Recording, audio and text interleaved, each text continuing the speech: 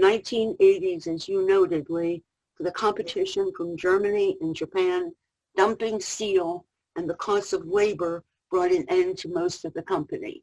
And this is a view that you see looking east toward the Columbia Station.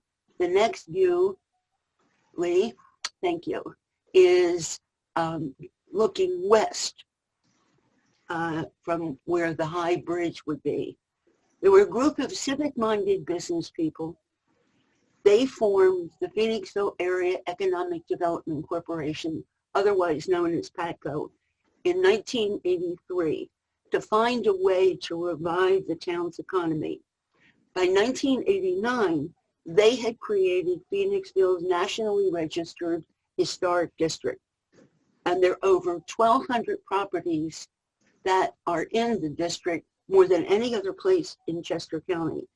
Their goal was to package history, use this as a tool for economic development.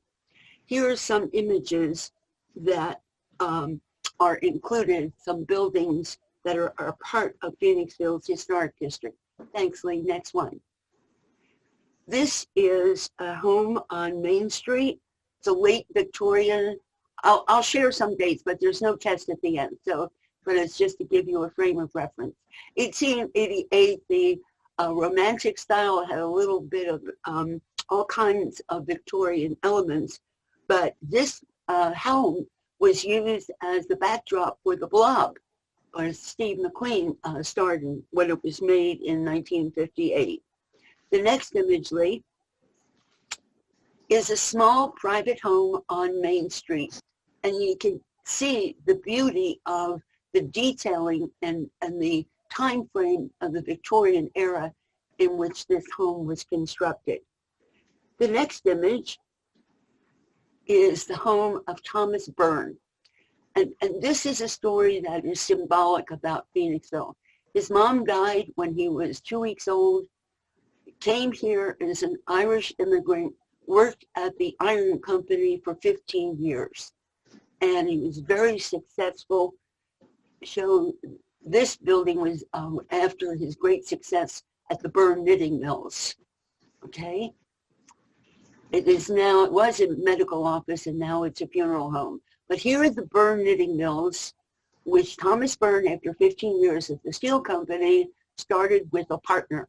And they made, don't fall off your seat, ladies' corset laces.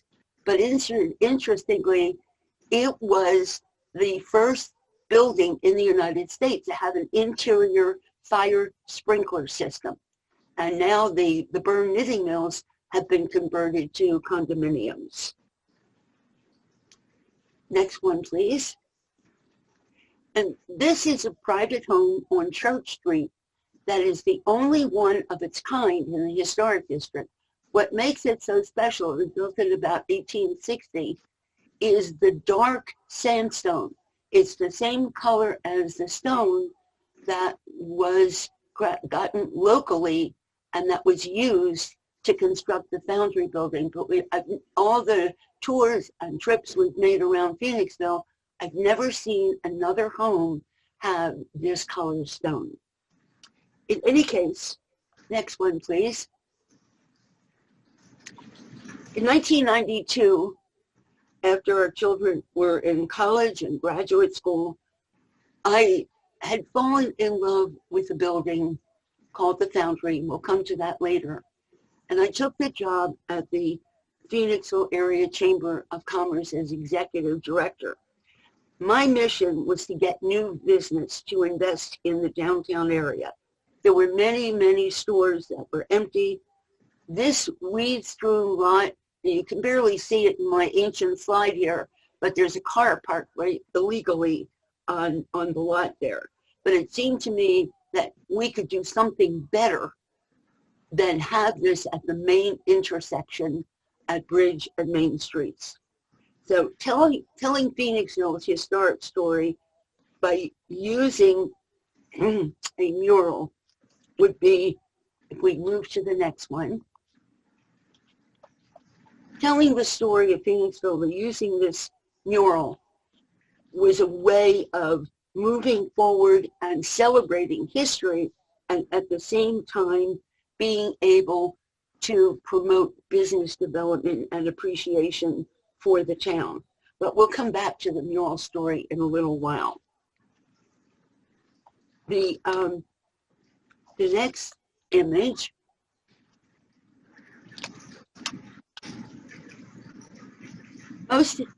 every community needs an iconic symbol to identify itself.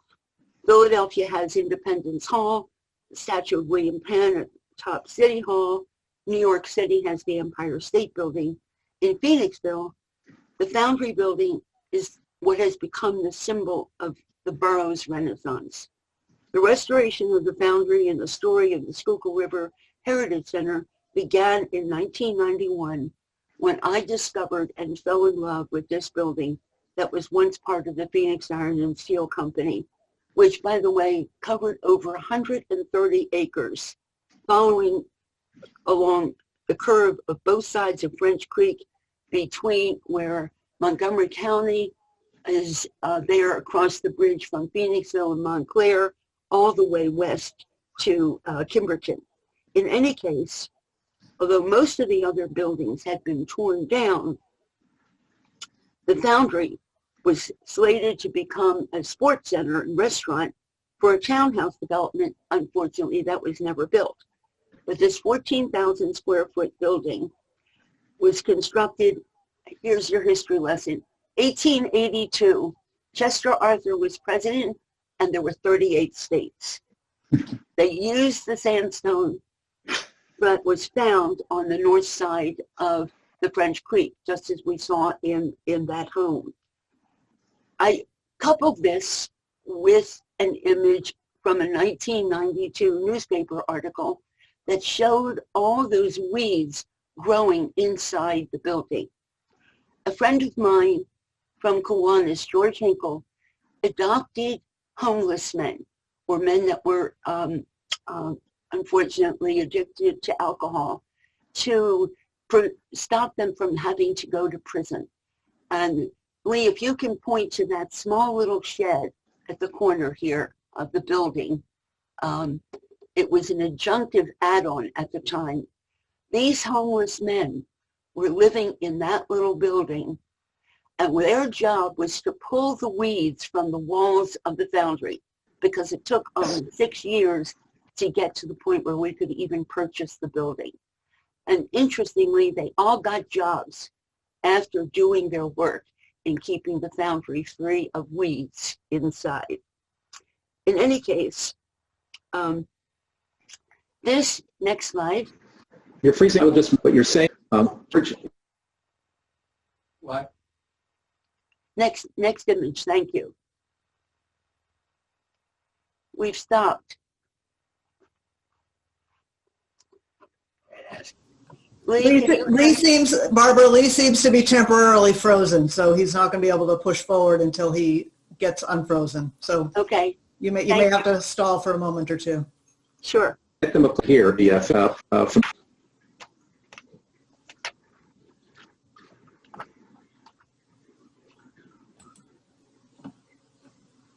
There we go. There we go.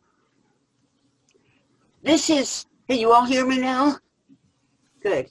This image shows what the entrance to what is now Schuylkill River Heritage Center looked like back in 1997. As I noted, it took almost 6 years to purchase the building, which was the last remnant of the steel company. And actually the Phoenix Pipe and Tube went bankrupt in 1994.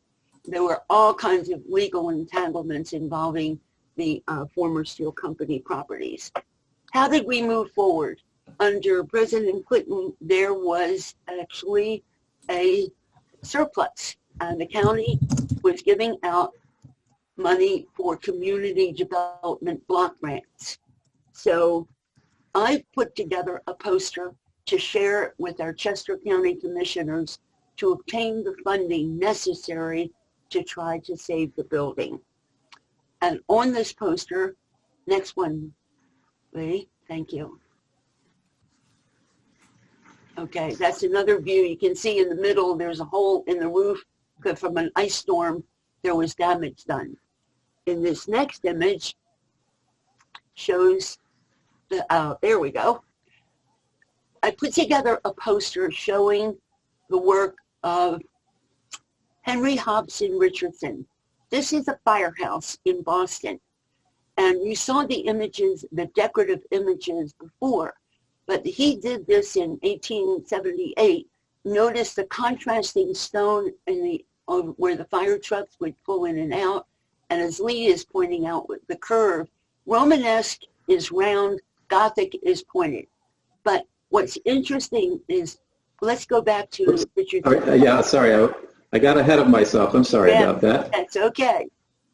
There we go. Okay, so the idea of using just the material to define the design of the building is what Richardson made Richardson's work so special. Now he taught at the University of Pennsylvania while the Foundry was being built in 1882. I've never been able to prove that Richardson designed the Foundry, but in any case, 1886, he went to Chicago and worked with Louis Sullivan. This is a large warehouse building, and notice all those Romanesque windows shaping the design of the building. No decorative elements except the materials. And the elevator had been invented by this point in time, so the number of open areas in the windows could be defined and didn't have to, the building structure didn't have to define the aspect of the exterior there. Okay, next one. There was a young man working for Richardson and Sullivan learning how to draw. His name was Frank Lloyd Wright. And this is the Hurtley House, a home that he designed in 1903. And again, it takes the idea of the materials themselves. Look at how they did the bricks and the contrast there, but no add-on design. And Lee, if you'll show the next one, shows a close-up of the entrance. There's your Romanesque window in the Frank Lloyd Wright building. In any case, the next one, Lee, is one of Frank Lloyd Wright's most famous building called the Roby House, which is also in Oak Park. And he designed this about 5 years after the other image that we saw. But what he did as he progressed, he took the square, he took the rectangle and pulled them apart. And notice how that roof overhangs and forms not only the design, but also the structure of the building as well. Okay, so with a picture of the Foundry, next one, there you go. You see the Foundry has a double-tiered roof, and the clerestory windows there allowed the heat from the furnaces to escape, and someone, believe it or not, had the job of opening the windows every morning. And of course, it also allowed much more light into the building as well. And so I gave this proposal to the county commissioners, and the answer was yes. How do we raise enough money to save the building?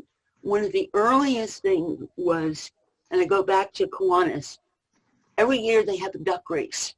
And for $5, you put a little piece of paper with your number inside a rubber duck. They throw it off the high bridge. It comes down to the low bridge.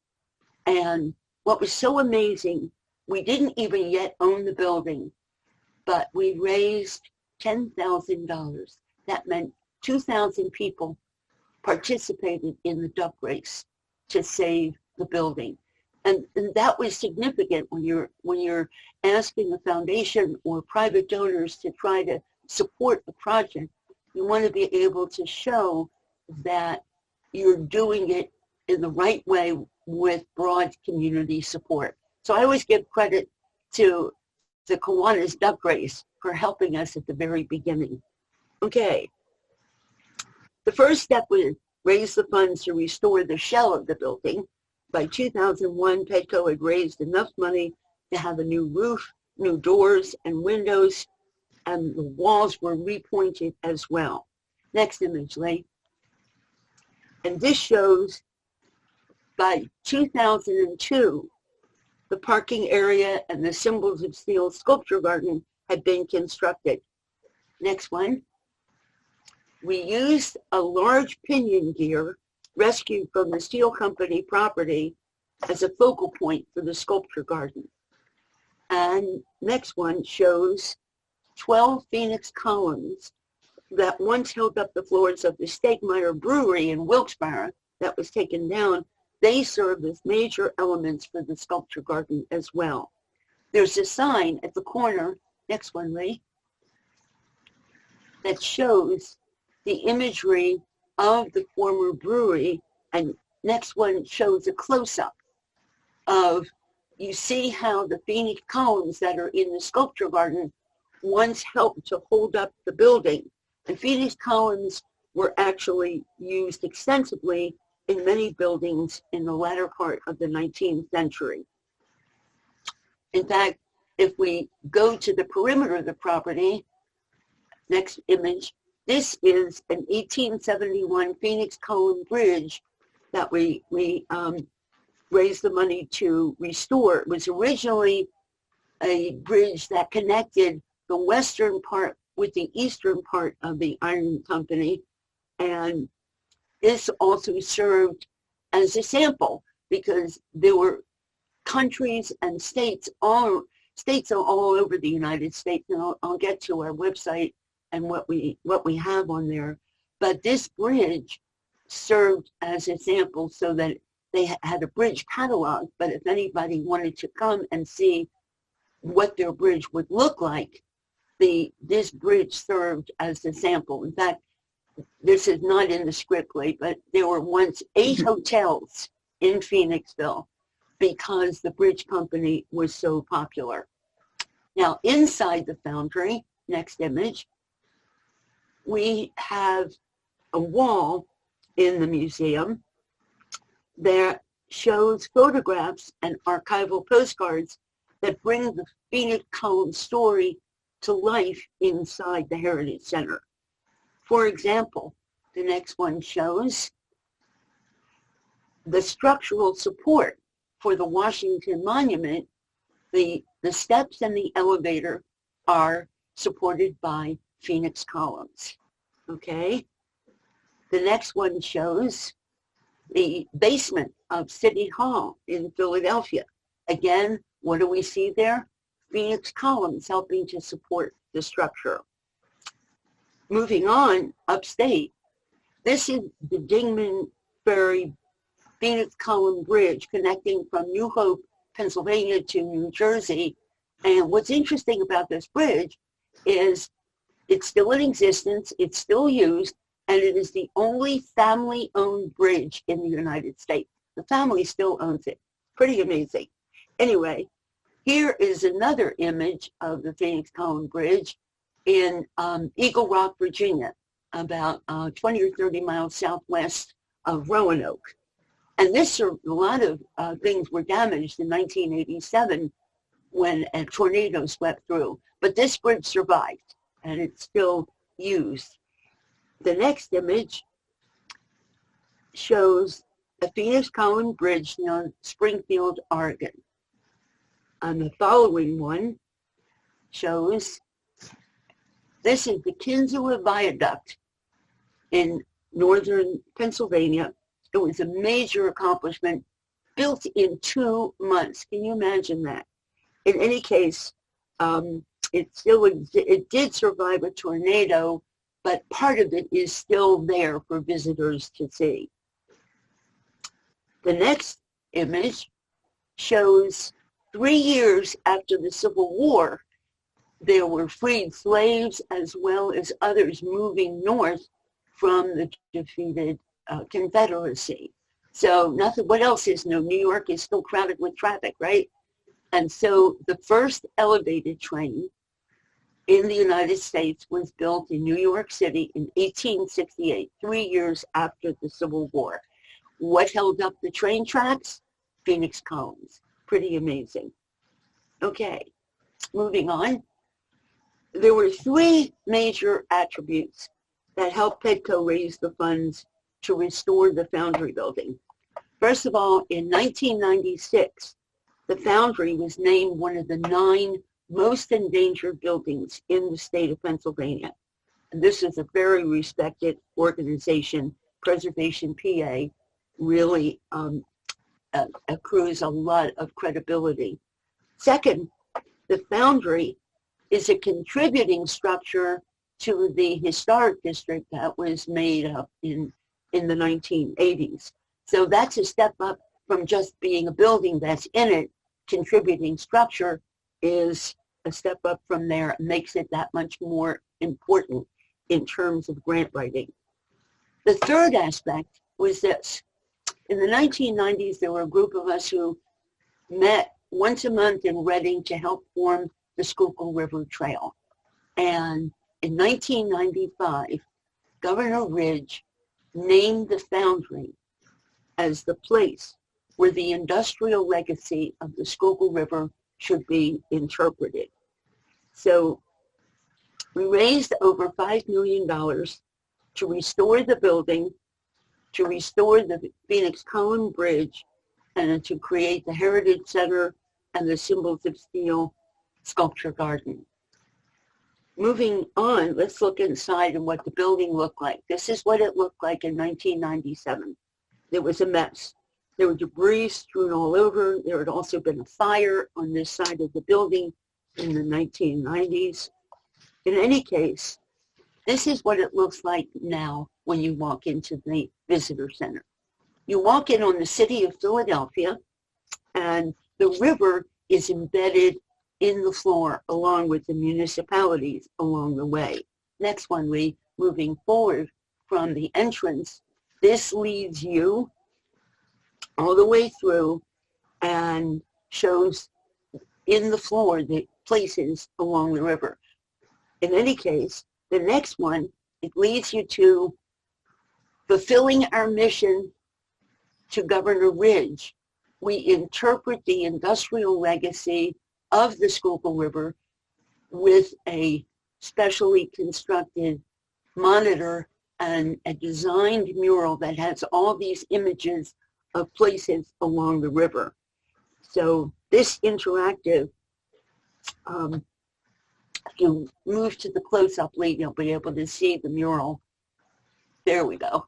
So you see Philadelphia there, and all the way from Tamaqua, if you look to the upper left there, coal country, and along the river in Reading, where you have different textile mills and steel mills. And there's, this is not in the script, Lee, but if we come down, you see that trolley at the beginning there, at the middle there, way at the bottom, all the way down. There you go. You're right on it. This is for our special audience. Sigmund Leuben was a Jewish guy who emigrated from Austria and his family in the late 19th century. He was one of the founders of the Franklin Institute. And Leuben had a film studio in what is now the part of Valley Forge Park, the Bestwood Studios. It was a fascinating, is this an industry? Yes, but a special and different and meaningful one. I had to take a little detour there and include that because of our audience with us today. In any case, we look beyond the mural to the next. You see there is a glass wall next to the mural itself, and it allows you to see through that glass wall to the major part of the building, the crane. We'll move to that one. That is a wooden crane that is still in place. There were actually originally 4 cranes like this, 3 in the building and 1 outside. But in any case, we have been told by the National Park Service that this is the only wooden crane still in place in the entire United States. And where do all the brides want to get their pictures taken? In front of the crane. It's pretty cool. In any case, Moving back to the restoration, we look at this next image. There'd been a room to the left of the entrance, and this wall had been weakened by the fire that occurred. The interior still had the blackened walls and the stud openings where there had once been a second floor. Next one shows that we started by removing this wall, and using a phoenix column for support, we created what would become the reception area. Next one shows what it looks like now. So we have a three-dimensional display wall adjacent to the reception area, and actually in there, some very unique and special things on display. One of those, the next image shows, is a close-up of a January 1874 Scientific American journal. And what's on the cover? Samuel Reeves was a graduate of Princeton, son of the owner David Reeves. He had designed a Phoenix column tower to be used as part of the centennial celebration that would be happening in 1876, sorry. In any case, it never got built. But Dr. Gus Spector, good friend and supporter, found a copy of this archival journal and bought it on eBay and donated to us. Why is it so meaningful? Because there was a guy from France who came to Philadelphia for the centennial, saw this on display, and so we tell our visitors that Gustav Eiffel saw Samuel Reeves' idea for a tower, and what was built in Paris 10 years later? Gustav Eiffel Tower. Okay, moving on from here. What was once the fire-blackened room has now become the reception area, and we saved the ceiling. We move to the next. Okay, here we have this vaulted ceiling, and why do we keep this? Because here it is, 1882. This vaulted ceiling, a curved ceiling like this, is much stronger than a flat one. What helps its strength are the railroad tracks that they used to create that ceiling, because there was heavy machinery up on the second floor there. Okay. The next image shows the original opening on the other side of what is now the reception area. And what we did here is reinforce this wall. You can move to the next one, Ray. And this is that wall now. It is a heavy-duty drywall, so we can display this large gear and the patterns also, and then a railroad track pattern at the very top there. So this gives our visitors a really direct view of the history of what they did and how they did it at the Iron and Steel Company. There's the room that highlights the Phoenix bridges and other major works produced by the former Iron Company.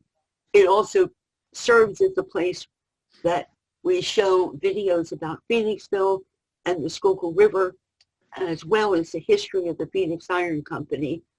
And one particular image, if we move from this area, this is a mural that we created with the help of a woman who was a widow of a former steelworker.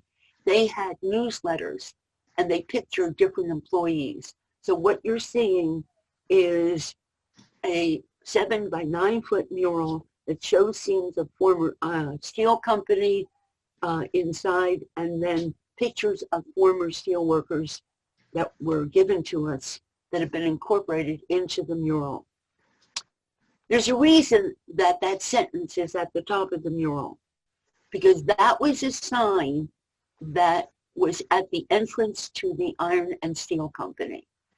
And as I tell the kids who visit, or the senior groups, or any visitors who come, it didn't matter who you were, where you came from, what color you were, or where you went to pray. Everyone could get a job at the mill. So this is very, very meaningful because it not only shows historic images of people, but it also really tells the story of the inclusiveness that is part of Phoenixville's legacy. By the way, Lee, this is also not in the script. It's okay. But just on the right side, you see a truck on the mural, a three-wheel truck parked in front of a building. Can everybody see that? The building there was our synagogue's first building on Main Street. Right here. That's another story. Someday we'll do a history of the synagogue. Okay, let's move on. In any case, this is the Phoenix Iron and Steel Company original images.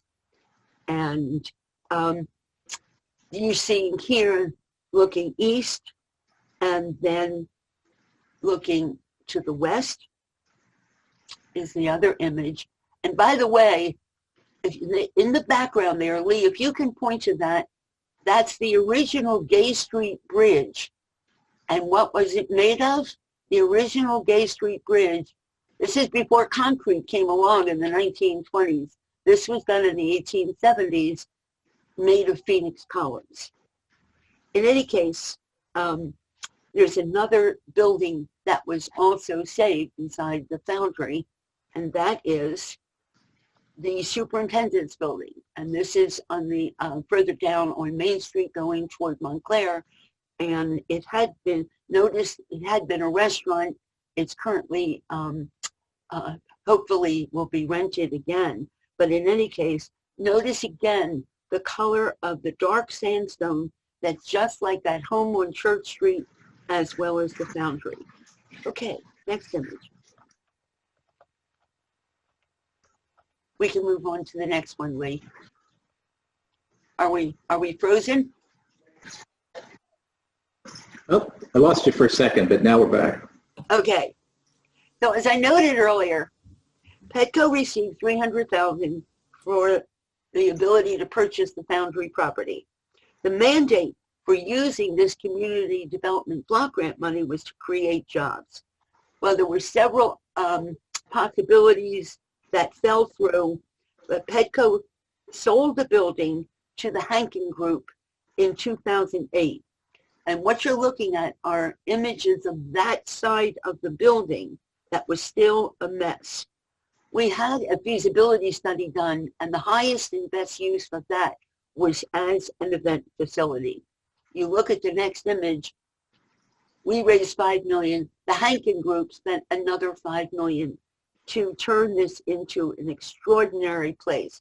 So whether it was a wedding or a bar mitzvah or a civic or a corporate meeting, what the Hankin Group did for the community was, again, to create a sense of place that also had an historic story.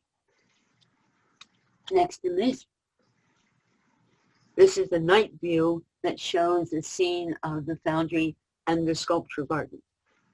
But this created the economic renaissance for Phoenixville and became an iconic symbol of the legacy of the steel company, but it also is a place that brings attention to the community in a special way. In any case, moving on, a few years ago, the great-grandson of a former steelworker gave me a whole set of 1910 photographs that his great-uncle had taken. And we got a grant for signage because some things are gone or some things not the same. But in any case, these are signs. This is a sign showing the 1910 image of the Foundry. So when you enter the parking lot or you start on the Schuylkill River Trail, you see that. And then another image here shows the historic 1871 bridge as well. What we also have, if we move to the next image, Lee, is signs along the perimeter trail created for the Riverworks apartments. And this way, people can see what the steel company looked like And we found this 1889 Hexamer Insurance Company map that was allowed, we were allowed to use it. The Free Library of Philadelphia let us use this. But again, it gives people a sense of place and knowledge about what used to be there. Next image.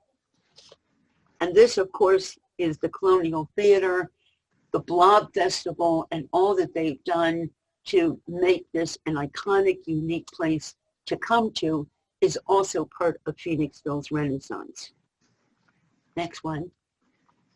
This is, I think this was an image that I took of a classic car show that was held a few years ago.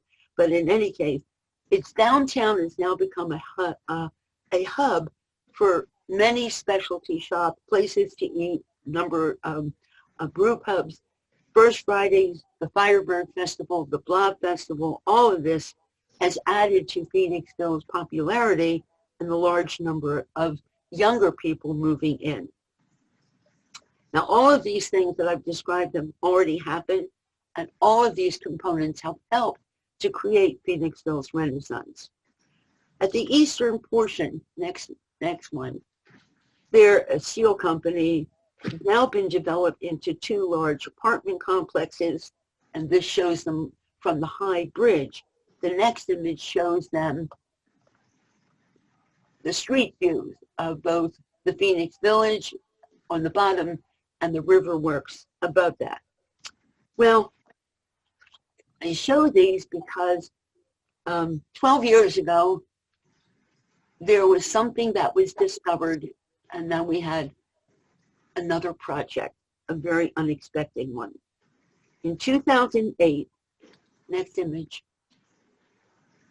2008, we discovered that the 1895 Asbury Park Phoenix wheel that had been in operation there until 1989 was now lying on a golf course in New Jersey owned by the developer who had brought it back from Biloxi, Mississippi.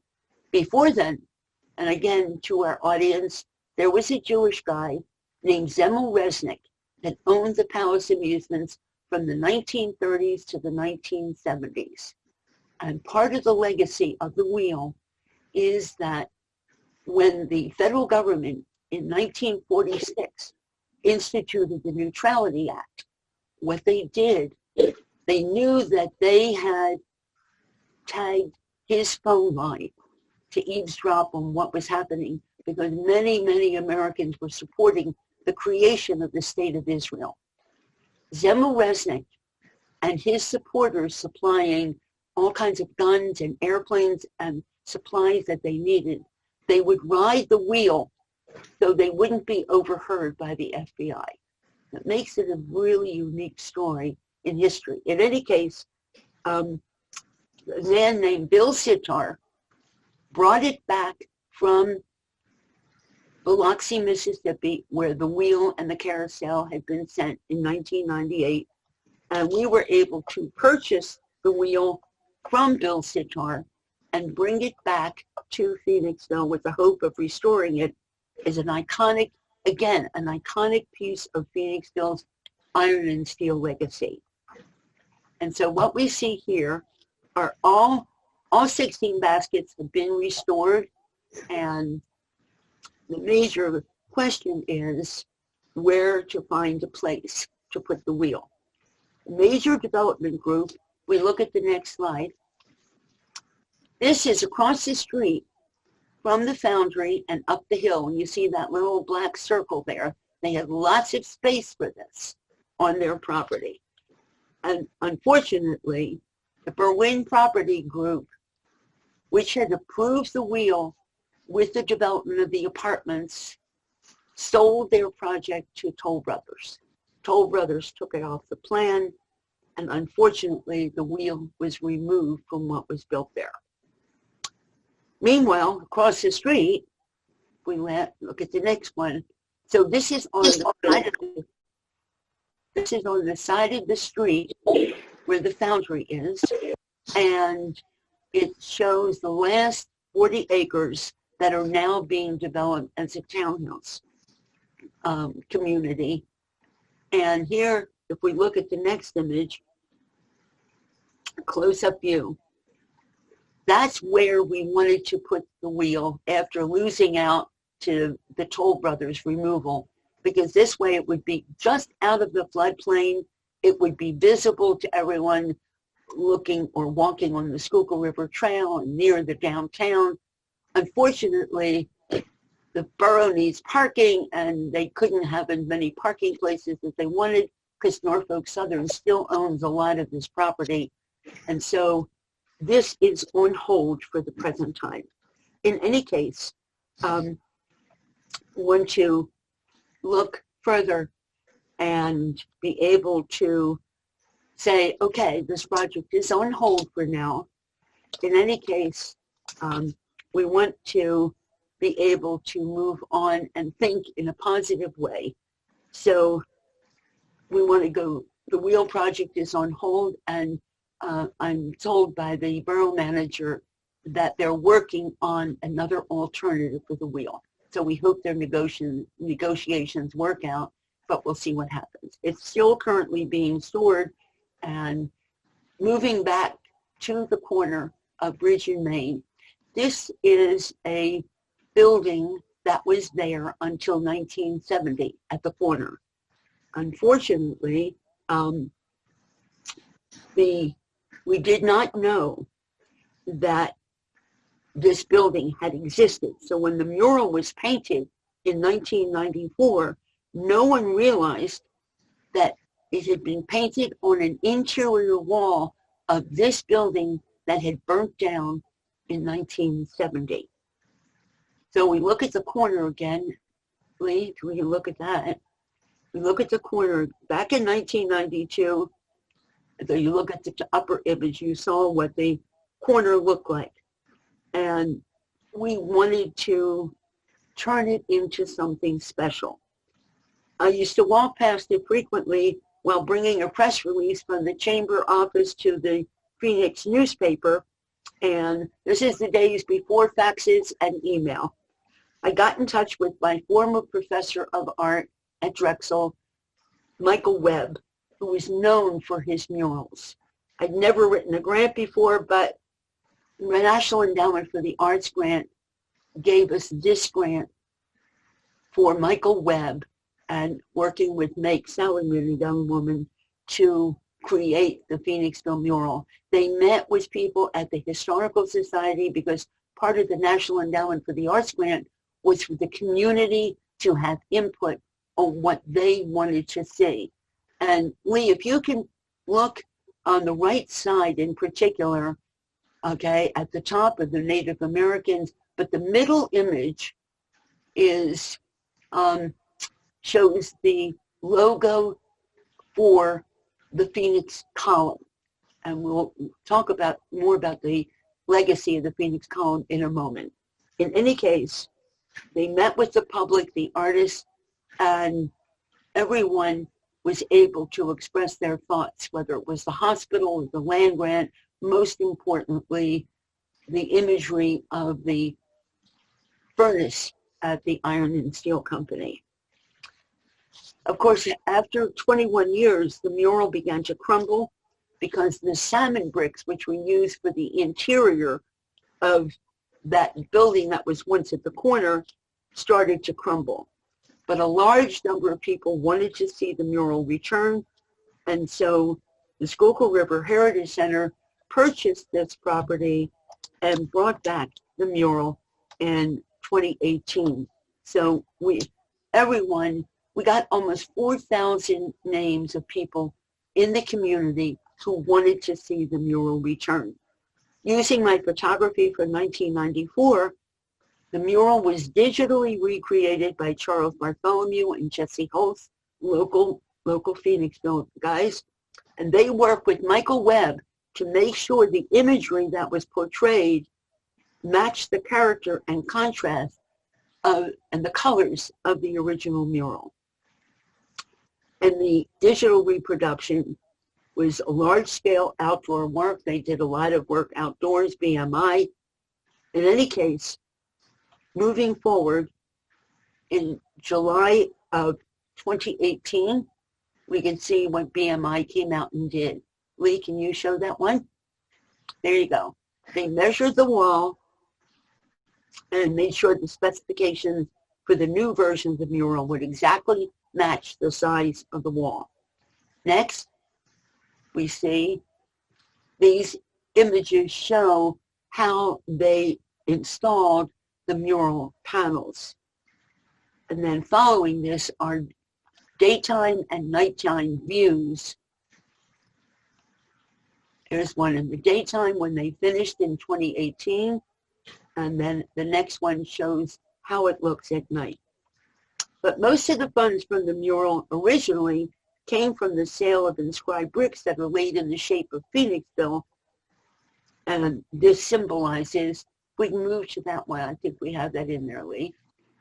There you go. So you see on the ground the original inscribed brick still in place, with the curve around Phoenixville is representing the Schuylkill River, and then the bisecting is the French Creek. And these have remained in place. And so next, let me explain here, these are all part of what is there now. In 2002, I got a free bridge from the New Jersey Historic Commission. The Doty Road Bridge you see from that upper, Alan was kind enough to go to North Jersey, take a picture of that bridge before it was decommissioned. And you can see where it is and has been lying in the woods since it arrived here. In any case, I wanted the developers to use it as a pedestrian crossing to add a second bridge. Unfortunately, that never happened. Well, Petco had sold the bridge to the borough of Phoenixville for $1. And those of you who are Lee and Bruce, you own a piece of this bridge because the borough sold it to the Heritage Center for $1 a couple years ago. And so what we are doing after we took ownership of the property, I wrote a grant to Schuylkill Highlands, and we received funding to create a plan to reinvent Renaissance Park. A group of skilled professionals, stakeholders, business owners were all part of a committee that got together and created the plan that was actually approved by the public as well.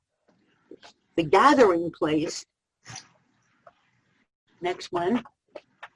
So this shows this model shows the original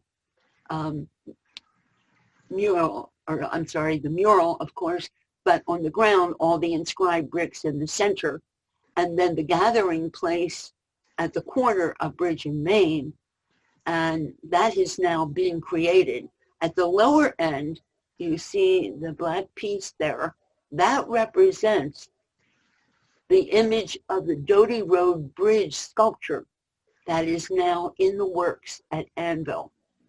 In any case, if we move to the next image, you can see how this has now come to life. We use pieces of the Doty Road Bridge, which is no longer feasible to be used as a bridge, to create the two benches that are now part of the gathering place. Okay, next one. There you see the completed gathering place. So to help pay for this, there are now more inscribed bricks, two sections, the original one and this one. And there you see the benches. And then to the right of the benches, and Lee, if you can point to that, is an interpretive sign that explains all the images on the mural. And that's been in place since 1994. Pretty amazing how this has stayed. In any case,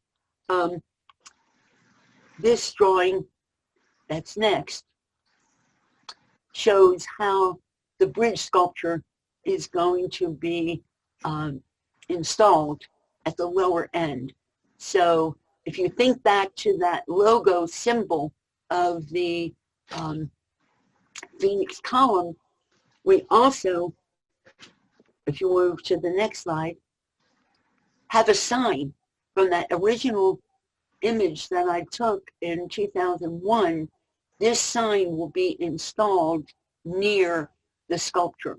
So you have your history lesson outdoors. You have the remains of the Doty Road Bridge, a sign that interprets it and relates to the wall. Okay, moving on. This spring, there was a 90-mile-an-hour wind, hurricane force, that took down half of the BMI version of the mural. We were devastated, but because of the insurance, we were able to hire somebody who was recommended by Michael Webb in particular. He is retired now, and the Mural Arts Coalition of Philadelphia, to recreate the mural in a way that would not be endangered again by this windy corner. Ben Bolte used the polytag fabric that is now bonded to the wall, and the vibrancy of this fabric is truly extraordinary. And what he has done is also apply a varnish so that the colors won't fade. What all these stories, whether it's the Foundry of the Colonial, or creating a sense of place here in Renaissance Park, or hopefully getting the wheel done in the next year or so, packaging history in this way has been part of Phoenixville's revitalization plan since the 1980s. And so, being only 6 miles from the King of Prussia Mall, the community needed to give people a reason to come to Phoenixville instead of going to the mall. In order to reinvent itself, every place needs to identify and adopt a mission or have projects where there's strong consensus and credibility. That's the key. In Phoenixville's case, the historic district that encompasses over 1,200 properties give people this sense of place. This historic landscape includes all of the things that we have looked at this morning, and they all play an important role in identifying Phoenixville, and they're an integral part of the community's successful Renaissance. Last but not least, we still have hope for the wheel, because what I've learned over a long period of time, that it always takes much longer than what you ever imagine at the beginning of a project. So patience, persistence, and dedication, and the support of everyone are required. Thank you for listening, and please visit the Heritage Center. We're open on Friday, Saturday, Sunday, 11 to 3, and we also have virtual tours on our website. Tours.